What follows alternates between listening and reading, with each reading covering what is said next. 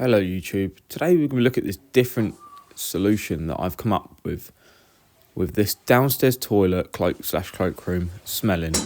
And I found this pipe here that's connected straight into the drain.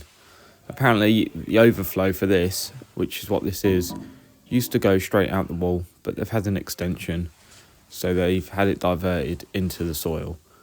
So what we're going to do is this valve that you saw me holding is a one-way dry trap / ton dish that I'm going to cut in so the smells can't come back up this pipe. As I undid this, you could really feel the air rushing out this waste from the main sewers and up, and it must have been venting into the cistern, causing the room to smell over time. So what I'm going to do here, I'm disconnecting it so I've got a bit of movement so I can get my cutters in to cut it and not ruin this lovely, quite expensive looking wallpaper. So I'm marking the trap up, double checking it, make sure it's all alright.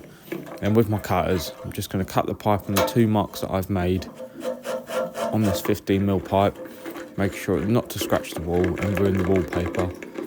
I spoke with the customer and they were happy with it down low, as they could put a plant or a little box in front of it to hide it.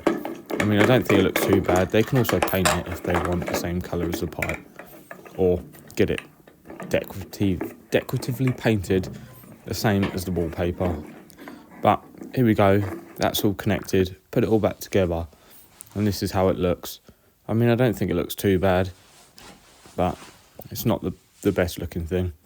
But I hope this video entertains you. Subscribe if you find this content really exciting. As you can see, I've siliconed the top for double sealage. But yeah, don't forget to subscribe and like and leave a comment what you would have done. And I'll see you on the next one. Goodbye.